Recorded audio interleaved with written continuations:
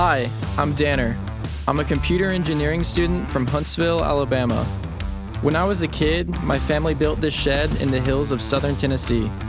It sat dormant for nearly 20 years and began to deteriorate. I'm currently on a mission to restore the shed and convert it into an amazing tiny house. With the help of my dad, I'm learning the basics of construction, restoring the land, and documenting our story. This is Abandoned Shed to Tiny House. Hey everyone, and welcome back to the channel. If you saw the last couple videos, we installed some windows in the shed, and we also announced that we are getting rock wool for the shed, which is really awesome. So the next couple things we need to do are install our plumbing and install our electrical. One of the big challenges we're having right now is we just have stuff everywhere. One of the big things we've been doing is clearing the land, and over the years doing that, we've gathered a lot of shovels, weed eaters, just random things that are taking up a lot of space. So today I'm standing in the shed, but this isn't the shed you're used to. This is a new shed. So before I reveal what we've done here, I just want to go through some photos and catch you guys up to what we've done, because I'm in school, and so Dad's been building a lot of this by himself during the week. So let's just go ahead and show you. So this is the foundation, and Dad cleared out a little spot and used the tractor to make a flat spot right here, put some gravel down. And then this is some pressure treated wood for the foundation. You can kind of see the progress. Got the floor on, nice and flat, looking good. Then he went to Home Depot, got some wood, and I think you said you spent probably like $500 on this whole thing, because a lot of the stuff we already had, and we got to reuse some things we already had. So then he built all the walls, framed this all by himself, put a window in there. Check that out. So that was it framed up. And then, oh, there's Sage. Look how cute Sage is. So he got the sheathing up by himself, and then looking good. So then he put in these rafters. Something cool about these rafters, these are the rafters that we took down from the lean-to on the original shed. We knew we were going to reuse those at some point, and they're being used as rafters again, so that's pretty cool. And so then we get into our poplar. If you guys haven't seen the episode where we take some trees and use the sawmill on them to make some wood, you guys just check that out. I'll put a link. But we decided that we want to use lumber from our land and use it on this shed as an experiment, because we really don't have enough to do the whole shed right now, and a lot of it has knots in it. It was just a junk tree that fell from the power line, so we just decided to use it as a test. So this is at this point, so this is when I joined to help out. We got the fascia on here. So then we had some leftover storm guard from doing the roof, so we put on some storm guard. We did a metal roof. Then after that, we wrapped it up with some Tyvek. And then another thing we reused is this window over here. This was a original window from the shed, so we already knew how to flash the windows, so we flashed the windows, installed the window. We were just doing that, so it was pretty easy. So then to prepare for the siding, we put on these furring strips. We really wanted to do another one, but we just happened to run out of wood and didn't really feel like doing it. We kept using the excuse that this is just a tool shed and we're overdoing it anyway, so did that. And then the part that we're most excited about is the siding. We used our 1x12s from the poplar tree that fell over by the electrical, and we did some board and batten siding. And so this is really cool because we're planning on using the same siding on the shed. So this is like a trial run just to see how it looks, see what it's like, and we think we've learned some things. And so didn't really get much video of it, but trust me, you guys are going to be seeing a ton of it when we do the shed. So let's just go ahead and show this part. So this is without the batten, and we just decided to not care about if the wood was junk or not. Like, this just has knots all over it, where we're just like, this is just a tool shed, so let's just do it. But if you come around to the back, you'll get an idea of what it's really going to look like. Check that out. So that's some homegrown Cronise board and batten siding. I think it turned out pretty good. So just doing this, we started to get a system down. We figured out a pattern for getting the screws in, and really just got the whole system down. We think we're gonna be a little bit quicker now that we have some experience and we do this on the real thing, but we put some junk ones down just wrong, just to kind of see what it would be like. And so yeah, then overall this just has like a really rustic look. We think it looks pretty nice. And then on this third side, we still have to put in our battens, and then we'll have to do our corners on all the sides. So now we just have to finish the front and the rest of the battens. We can experiment with doing trim around the windows and the door, and we're also going to build a door. So in a way, this is kind of just like a way to experiment with some finishing stuff that we're going to be doing on the shed and on the actual shed, not the little shed. But we don't really have to worry as much because it doesn't really matter if we mess it up. It's just a tool shed. But it's good practice, and now we have this space to work with. We'll put some stuff in here. And who knows, maybe when we're done with the project and have another storage place, maybe we'll turn this into another tiny house project one day. So let's head inside and see what we're working on in there.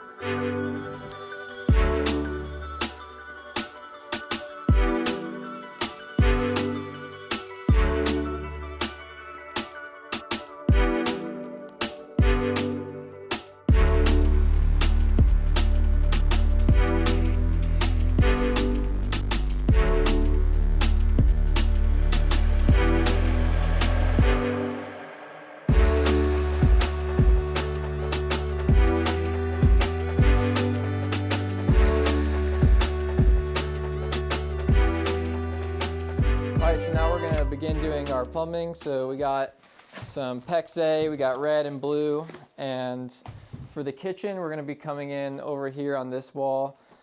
We have a washing machine box, so we'll have a stack washer over here, and then we'll come to a ice maker, have a little ice maker thing. We'll come around here, turn the corner, and then we'll have a hot and cold line for our sink. And that should be it for there. We'll leave a cap on there in case we want to add anything for the rest of the kitchen. We got some clamps. These will just hold the pipe in place. And then we also picked up a crimper for the fittings, and then a cutter for the pipe. So then now here in the bathroom, the toilet's going to be here under the stairs. And the input's going to be right here. We'll have a T going to this toilet, and then run around the wall.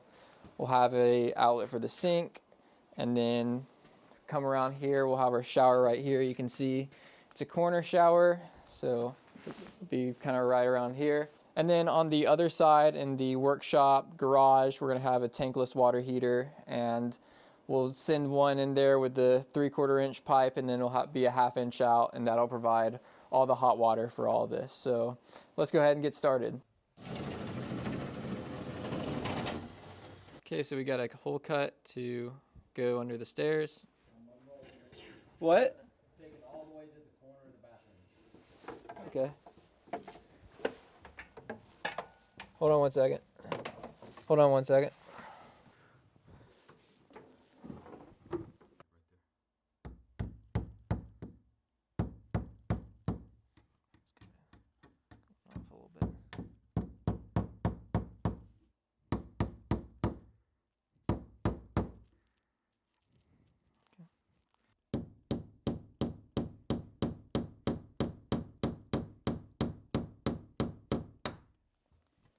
Do it without destroying the pipe.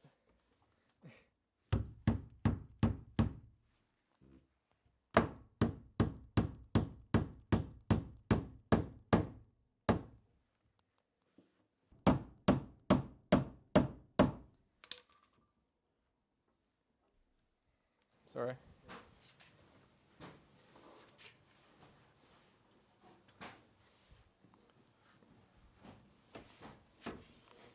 All right, it's to the sink now.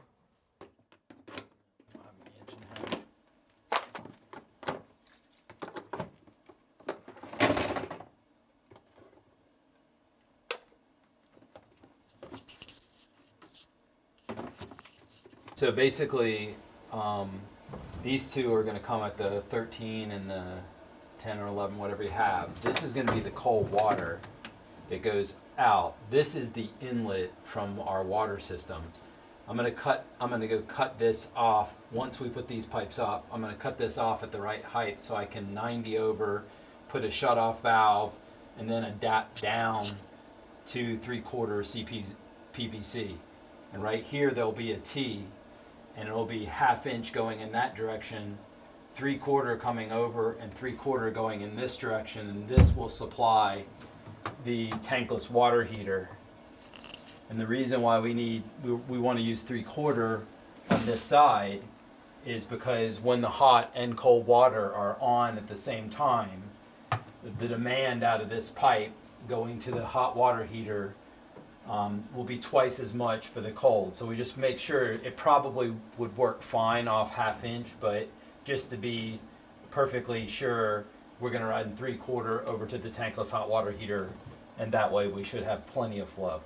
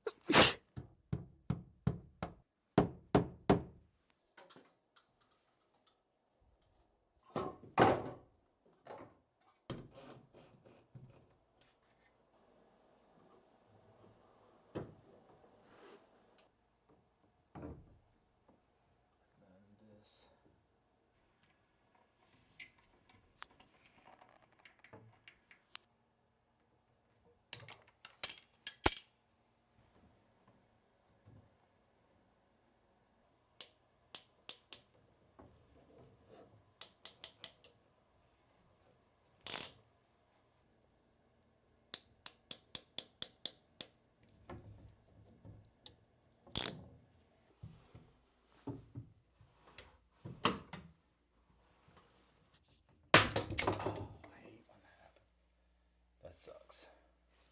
All right, I need to, it's just cold. All right.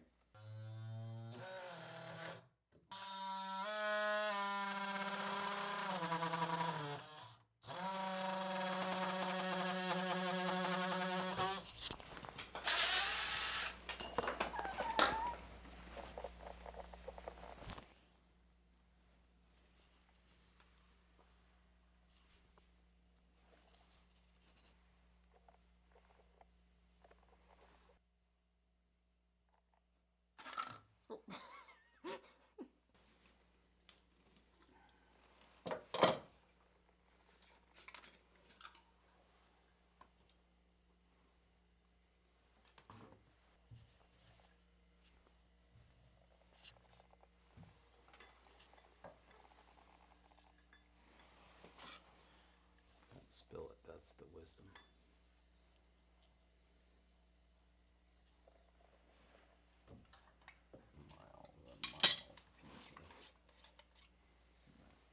I just meant spilling it. Huh? I meant spilling the can. Yeah, that too.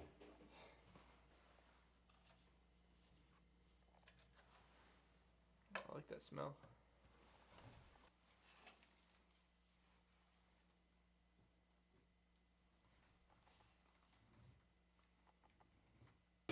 Would actually make me a 3D print a little exhaust port here. It won't blow everything when we turn it on.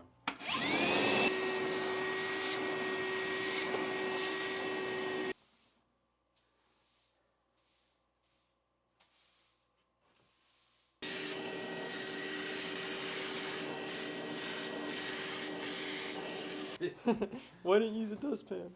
We gotta save something for a future video.